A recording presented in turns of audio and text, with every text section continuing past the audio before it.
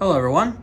Happy February to everybody. I am Britton, also known as Some Okie Dude, and today I'm going to be doing a new review. I was originally going to do Tulsa King because, in all honesty, it takes place in my home state, and I had a cousin who worked on it, and I also watched it. So I'm like, oh, this might be of interest. I might watch it, see what I have to say about it, and well, I decided not to do it because I realized I didn't really want to talk about it and I didn't really like it all that much. But I'm here to reward you all today with another review. I'm going to be talking about, The Blade Itself from Joe Abercrombie. Now, I know what you're all thinking when I say this. Britain, doesn't everybody talk about this book? I've heard it all. Everybody has talked about this book. Some people love it. Everybody and their mom and their grandma and their dad and basically everybody they know are telling me how great The Blade Itself and the First Law is. Look, I know. I heard it all too. And I was skeptical as well. But I am happy to say that The Blade Itself warrants the hype very much. And I enjoyed reading it.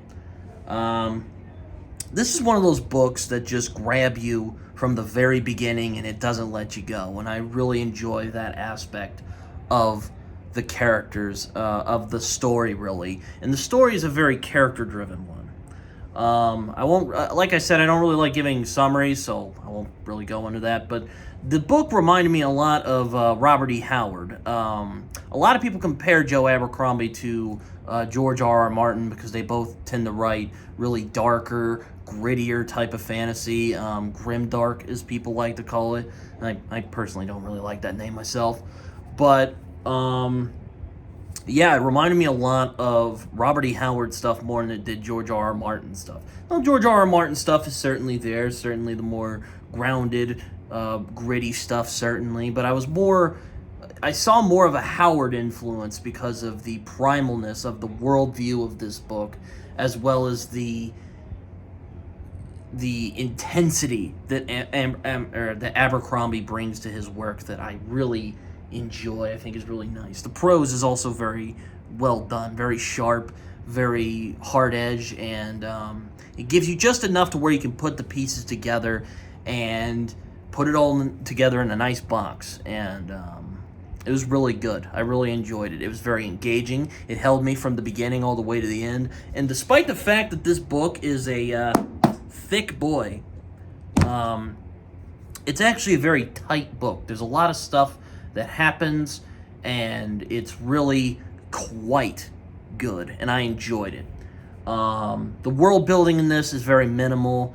Joe Abercrombie is certainly going for the less is more type of thing. He gives you context clues, and he describes just enough to where you can get an idea of how the world works, but he doesn't really say too much else. He kind of just gives the world as it is. You get the idea of what the world is like, but he never info dumps, which I appreciate, because I don't really care for info dumps all that much. I just kind of find it to be lazy storytelling. But luckily, Joe Abercrombie is not a lazy storyteller. Really, he lets the world come to life as the book moves along, which is what I find the best world building should do. It should immerse you into the setting rather than just explaining the setting to you. You want to feel like you're there. You don't want to just be explained to. I mean, that's not why I read anyway, even though reading is basically just giving you information. Anyway, I'm getting ahead of myself. But really, the best part of this book are the characters. I really enjoyed the characters of the story. And I know, I've heard it. A lot of people love the characters of these books. Everyone talks about who would win in a fight between Logan Nine Fingers and Jaime Lannister. I have heard it all. Real prime Jaime Lannister anyway, but I digress. I have heard it all.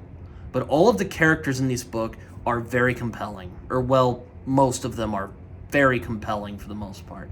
I was particularly attracted to Glocta. I was very fond of Glocta. He reminds me of one of my other favorite characters in fantasy literature, Tyrion Lannister. Basically, Glocta is if Jaime Lannister got tortured horrifically and became even more jaded than he already is in the books, and has the wit of Tyrion to back him up. but he's also a very tragic and sad character. You would think from the beginning, from how he's introduced, that he'd be the villain, that he's kind of a kind of creepy kind of guy, someone who you probably wouldn't want to hang out with in an alleyway. But but luckily he is not that. He's actually one of the main protagonists of the story, and he is just a very compelling character, very funny. He spits out some of the funniest lines in the book, and he also seems like he doesn't really like his job. I described him to another friend of mine as like a more bitter, sociopathic version of House, though Glock isn't really a sociopath. He can form attachments to people, and he can feel for other people.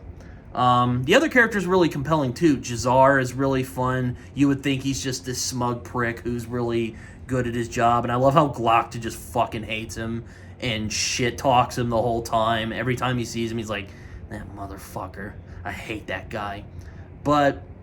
And Logan Ninefingers as well. He was probably my second favorite character of the book. I really enjoyed reading about him, and not just because he was the more action-y part of the story. He was just really compelling to me. I like characters with dark pasts. But really what makes these characters interesting is that they're all brought together by a sense of disillusionment, that they're guys who are jaded by the fact that they've been fucked over by the system, and they don't really want to operate in the system, but they feel like they don't have much of a choice. Logan Ninefingers feels like he gave his life, his sanity, his humanity for a cause that kind of fucked him over in the end anyway, because they didn't need him anymore once the person started to take power who he fought for. And he wants to be a better person than who he once was. He wants to not be the Bloody Nine anymore, which is what he's called by many of the other characters. Glocta in particular is someone who is just not having it anymore. He is just impatient with everybody's bullshit. He does not care what anybody thinks. He's just living his life, and he's deeply bitter, because he used to be a lot like Jazar back in the day, but he's no longer like Jazar, and that really pisses him off. He really wants to be like Jazar again, but he knows he can no longer be like that. And he feels like he's just been given a pity job by the people in charge, and he doesn't really like his job of being a torturer. He often says in the book, why the hell am I doing this? Like, this isn't what I want to do with my life. And he's generally someone who I actually thought was the most sympathetic person in this book, surprisingly enough, even though I wouldn't say I'd like to hang out with him in a bar or anything like that.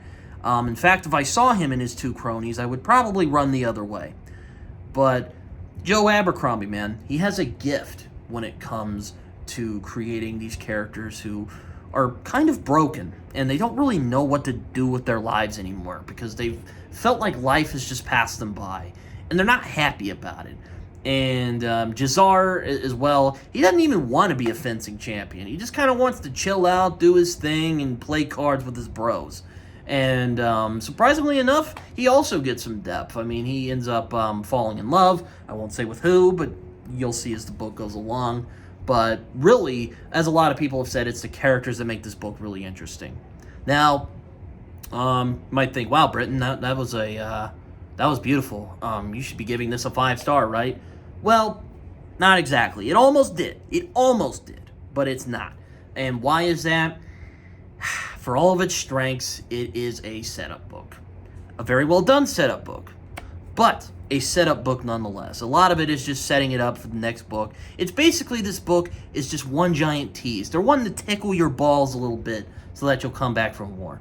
And, in all honesty, I kind of wish it was more of just like a standalone story and then we move on to the next part of the story. But this is just the setup book, and I can't give it 5 stars because of that. And it's just kind of obvious, and you're like, okay, whatever. But for whatever the case, this was still a fantastic book nonetheless, and I really enjoyed reading it.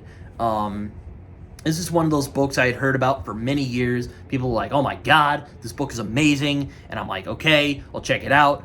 And I was not disappointed. I really enjoyed this book. But yeah, The Blade itself is a really good book. So I'll just stop there. And I really enjoyed it. I would recommend people go read it. So if you enjoyed this video, subscribe, like, comment, do all that fun stuff. Or don't, it's a free country. I also have a Goodreads, Twitter, letterbox where you can go find me. I actually wrote a review of this book, which is probably more sophisticated than what I just told you right now. But hopefully you guys enjoyed this video, and I will be back on Friday to do a special video, basically what I read in January. So I hope you guys enjoy that. I will see you guys later. Goodbye.